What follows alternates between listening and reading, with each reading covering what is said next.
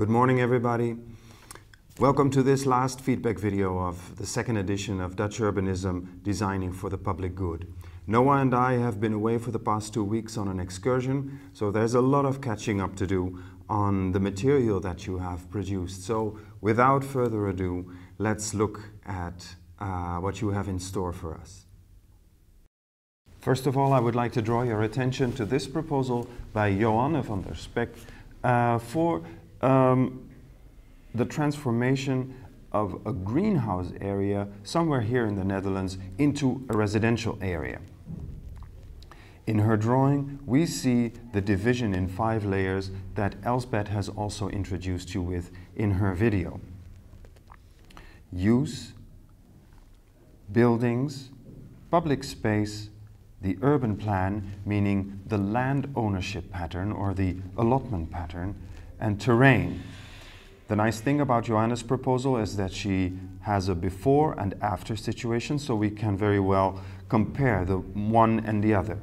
We see in use a complete change of use, of course, from industrial use to a residential use. The building pattern transforms from an almost completely solid built-up of glass houses to a much more open arrangement of terraced houses. Of course, in a greenhouse area, an industrial agricultural area, there is hardly any public space. This is not the point of the area. And of course, in her proposal, being a residential area, we would see a network of public spaces with trees and some open spaces. I'd like to draw your particular attention to these 2 drawings, the urban plan. We see here the pattern of land ownership.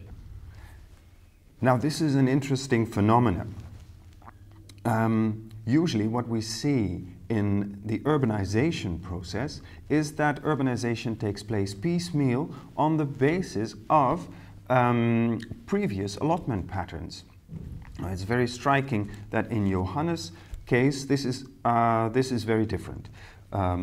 If you look at the allotment pattern of the plots in her proposal, it is very different than the pattern that we find there now, meaning that in order to be able to develop this proposal, we would have to expropriate all of the owners in this area, which is possible, but it takes a lot of effort to organize that.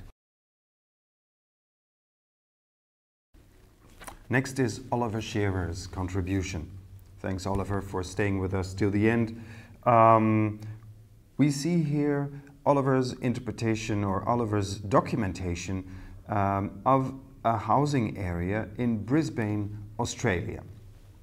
We see the 5 layers that we have already discussed.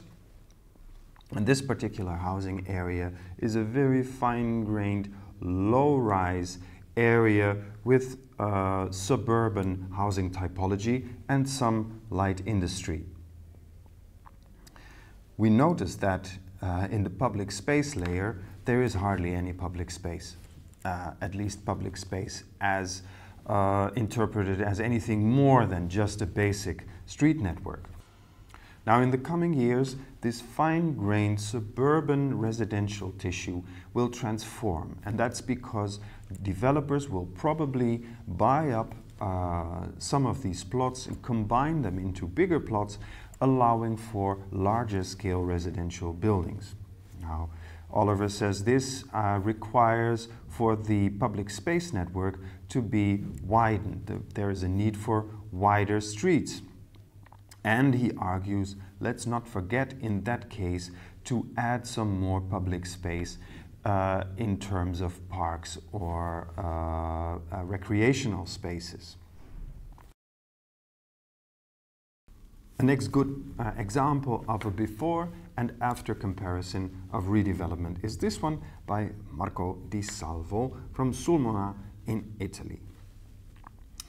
Marco focuses on a derelict industrial area bordered on one side by a primary road and on the other side by a railway line which is no longer in use.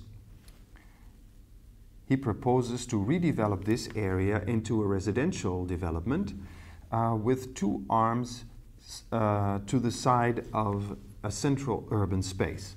If we look at the buildings, we see that there are low-rise residential buildings in the periphery of the plan and higher building volumes here centering around the axis of the plan, which is ended here by a school building. And if we look at public space, we see that the central axis is park-like space as well as the derelict railway line, which is on this side. So when we compare now the existing situation with the proposed situation, we see that we move from a very basic layout into a much more balanced situation with bigger and larger plots, with public and private buildings, and with a better balance between public and private outside space.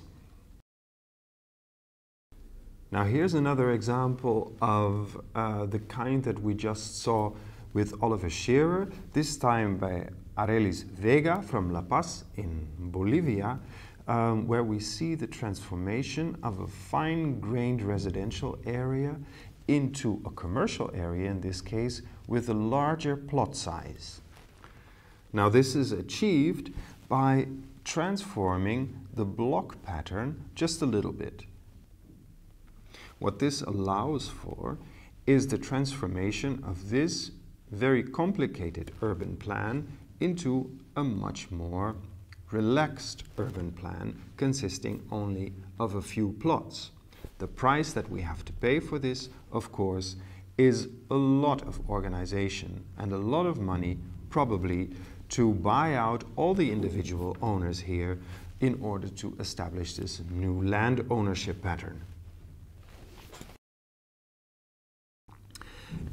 In this proposal by Mikaela Persson from Niatorp, Halmstad in Sweden, we see a development pattern which is taking very much account of the existing land ownership. We see the 5 layers, and we see again the existing pattern and the proposed new situation from an industrial structure to residential areas. If we look at the building layer, we recognize, even though that the images are a bit blurred here, we recognize typically large-scale industrial buildings which would be replaced by this residential development. Now in there, I would like to draw your attention to this map, the urban plan again, where we see that the industrial development was distributed in the area in this fashion with the central axis and 6 or 7 plots to the side of that. Now this basic layout is maintained or still recognizable in the proposed situation where we see the central axis and the number of plots to the left and the number of plots to the right, which have all been, which are all subdivisions of the original allotment pattern. One advantage of this is that the phasing of the plan becomes a lot easier. You don't have to buy out all the owners of the land in one go, but you can start with one plot, redevelop it, buy the next one, etc. Now, what I like very much about this proposal is that with relatively few changes to the underlying structure, we see an almost complete transformation from a very boring area without any public space quality into a nice residential area centered around a public space. Finally, I would like to show you this proposal by Karina Bachega. She has made a proposal for what she calls the industrial city of Belo Horizonte in Brazil. The current situation is this rather fantastic industrial area with a very, very monumental layout. We recognize the typical big building sizes of industrial buildings.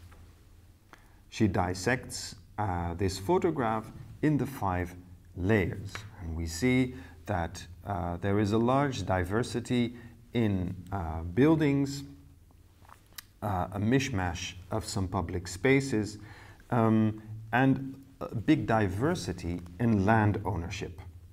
I like very much the graphic quality of these drawings, by the way. And this is the plan that Carina proposes. We see that there is a commercial center and residential spaces around. Now, one small point of criticism, perhaps, from my side, is that where I fully agree that in the proposal Carina chooses to keep the hexagonal layout, fully acknowledging the monumental potential of this by positioning the commercial buildings around it, the housing that is organized around this core does not really seem to engage with the layout of the plan. Otherwise, well done. Thanks a lot for your proposal.